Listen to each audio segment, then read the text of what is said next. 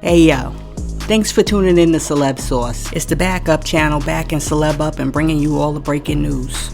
As you know, Gunna was recently released from jail after taking a plea deal. And it turns out that he already had a charity event set up.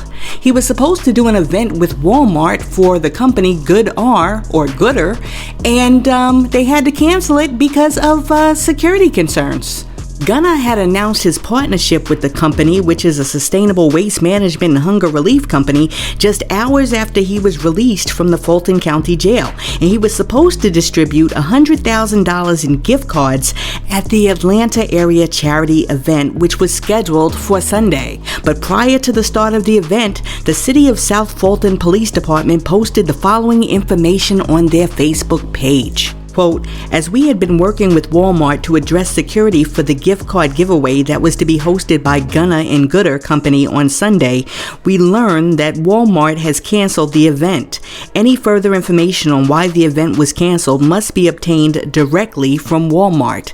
End quote. Listen, I'm not a fan of what Gunna did. I'm not a fan of people ratting out their boys, right? But I'm also not a fan of people getting shot up and killed in the streets. So listen, the guy did what he did. Let him roll. You know what I'm saying? Just don't rock with him no more, okay? Do not get in a car with the dude anymore. Do not let the dude in your house.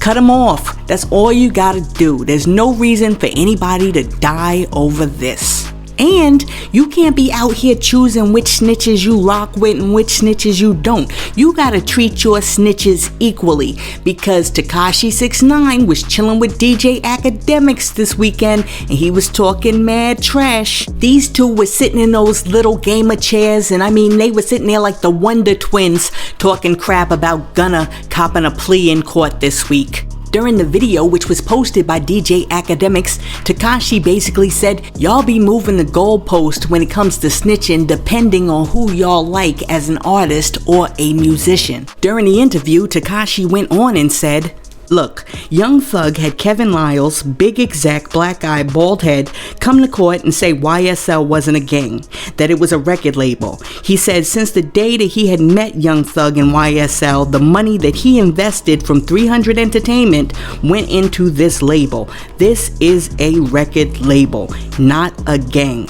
Then 1 month later, Sergio Fat A Kitchens is in court calling YSL a gang. He didn't tell what he did, he just incriminated and implicated YSL being a gang, so now his Fat A home.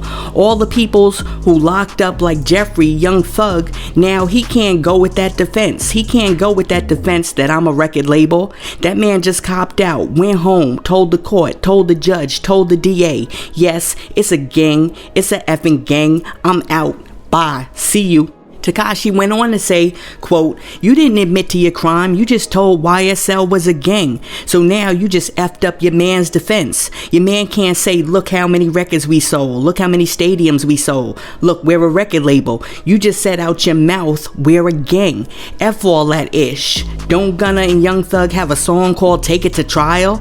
Y'all got a so-called song called Take It to Trial, ninjas? Ninja, what the F? You not effing holding up your case, you a effing rat. You just left your man for dead. Now everybody wanna pick and choose who's snitching, who's not, who's this, who's that. Suck my D.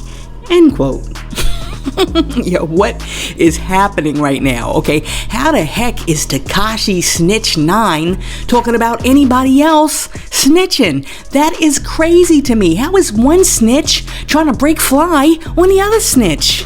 Look, this is what I think you have happening here. You have a whole bunch of low-budget criminals, you know, the guys who were nickel and diamond on the corner, maybe a little bit more, and then they decided to enter into the music business. They got a little cash, and then they decided to re-up, and so their game became a little bigger, right? So they became a little bigger criminals, but these aren't real criminals, these are music criminals. And music criminals are very different than real criminals. And these little music criminals go out and they make these videos, and they make you think that they're real criminals. And they like to talk about snitching, but they don't really understand what that's all about. You know what I'm saying? And then when they get some real jail time and they start to see those bars and they realize the reality of what their crimes, quote unquote, are really gonna bring them in life, they switch up with the quickness, and they have no problem turning on their boys to save their own lives. That's what I see happening here. And I think these kids just like talking about snitching more than they even understand the reality and real life consequences of snitching.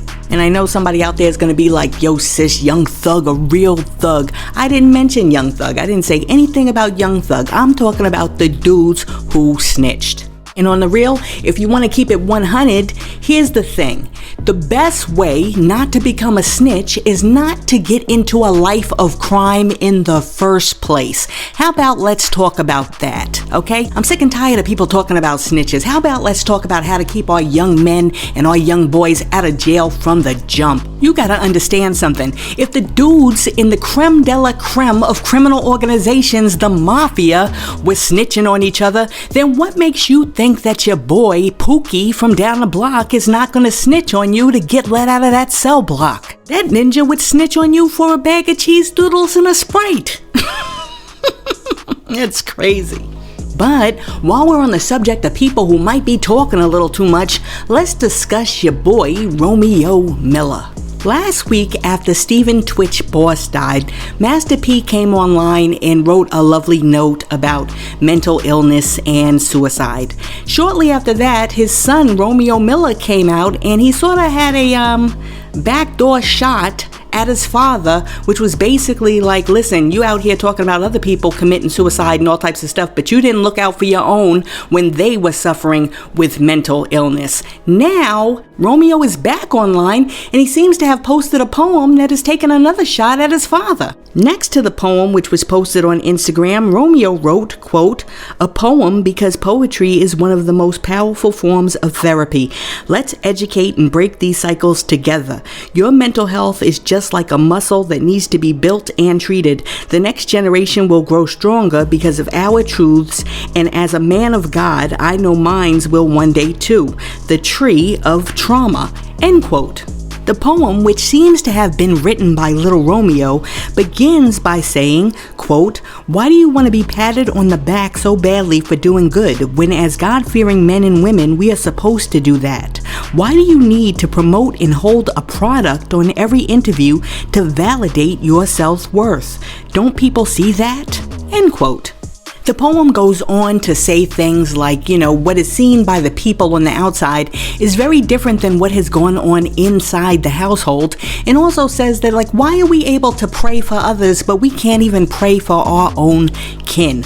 Romeo also goes on to say, our mother put in the work, but she doesn't get any glory, but yet you didn't do what mommy did, but yet you get all the accolades and fanfare, okay? So Romeo basically put it out there.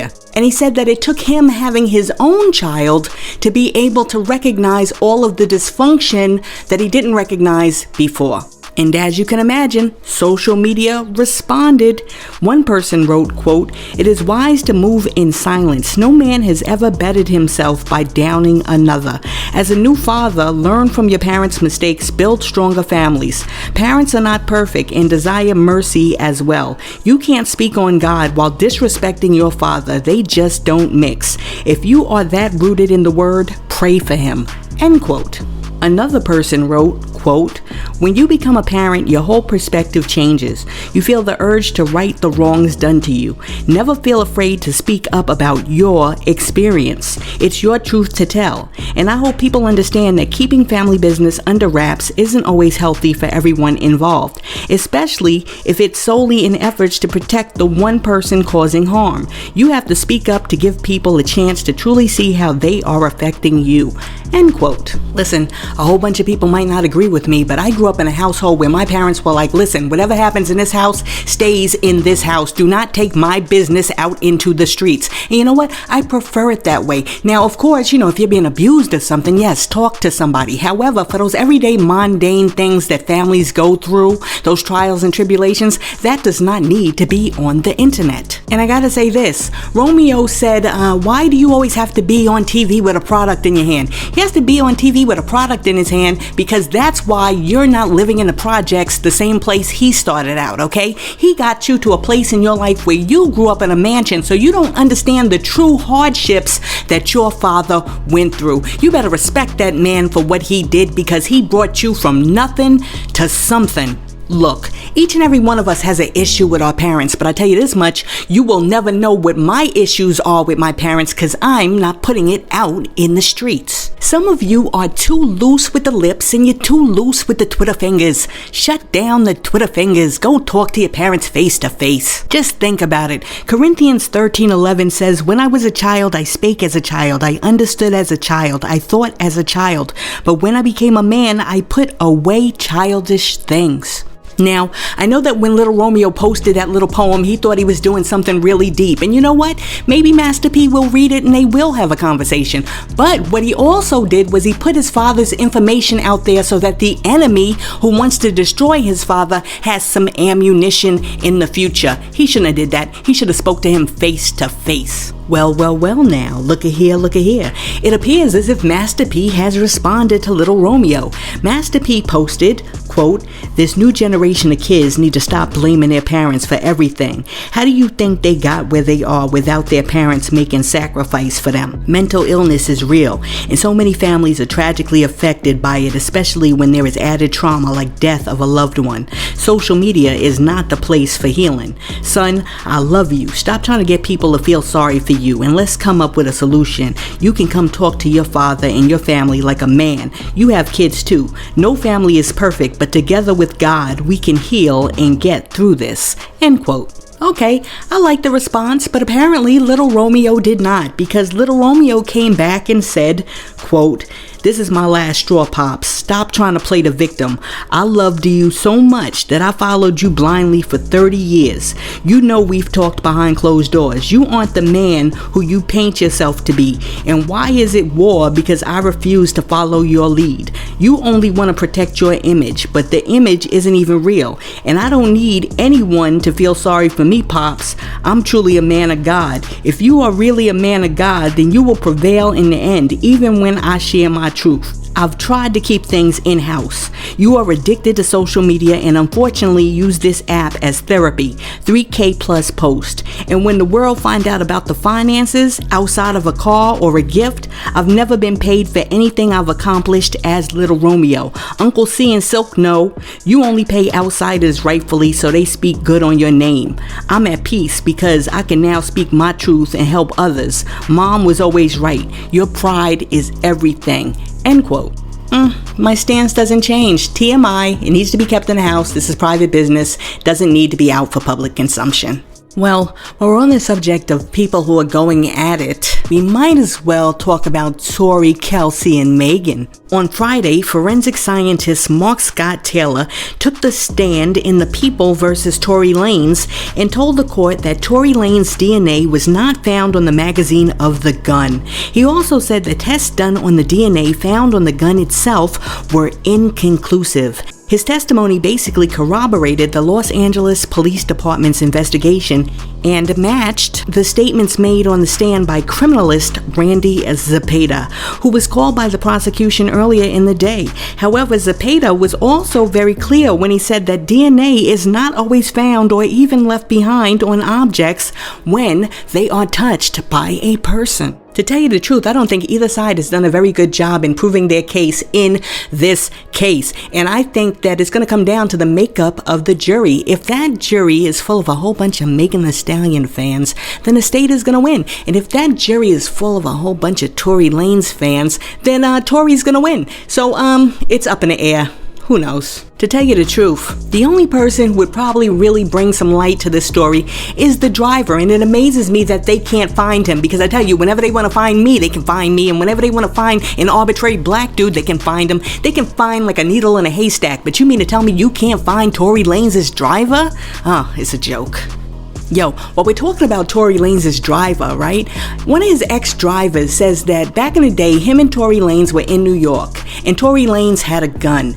And then the hip hop task force part of the police department stopped the car, and when they found the gun, they had to put it on somebody. So dude took the rap for Tory, right? So he ends up going to jail for, I think it was like a couple of months or maybe like a year or two. And when he got out, my man was like, he was sleeping in shelters. So he called Tory Lanez and he was like, listen, I need somewhere to stay, right?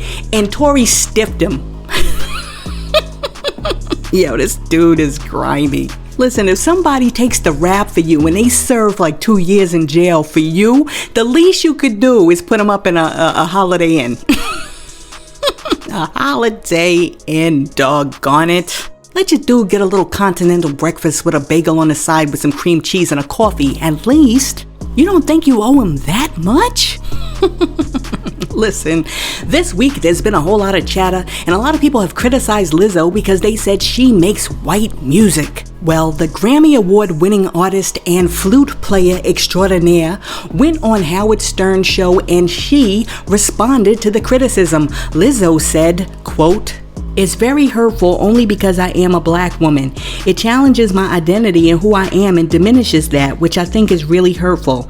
And then at the other end, I'm making funky, soulful, feel-good music that is so similar to a lot of the music that was made for black people in the 70s and 80s. And on top of that, my message is literally for everybody and anybody."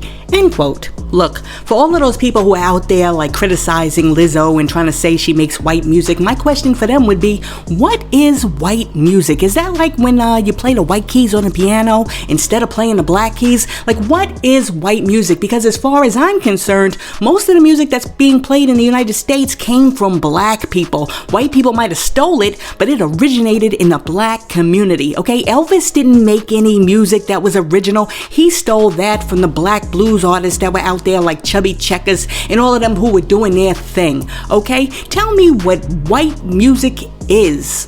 And I'll take it one step further, and some of you out there really won't like what I'm about to say, but guess what? I really don't care. When somebody like Marvin Gaye makes a song, it is black music. When somebody like Bobby Caldwell, who is a white person, makes a song like What You Won't Do for Love, it is black music. Why? Because it stems from the culture and traditions of African peoples from Africa.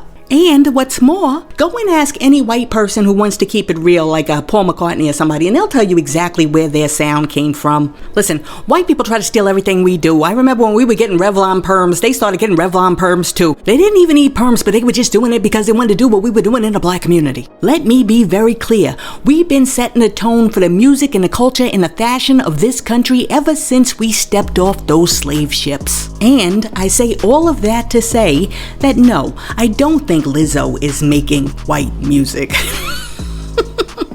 Hey yo, I cannot sign off without sharing this one with you. In true 50 Cent fashion, 50 came through with the meme of the week. He posted a picture of Meg Thee Stallion morphing into Justin Smollett, or as Dave Chappelle prefers to call him, Jussie Smollett. And he wrote, quote, "Dawn, I'm confused. All this ish going around. I don't know what to think.